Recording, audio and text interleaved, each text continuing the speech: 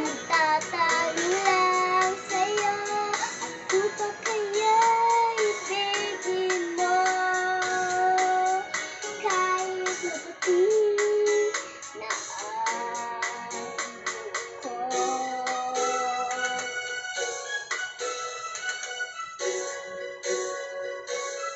Pagdating ng araw na iyong buhok ay puputi na rin.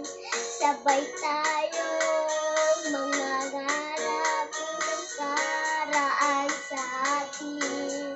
Ang nakalipas ay ibabalik.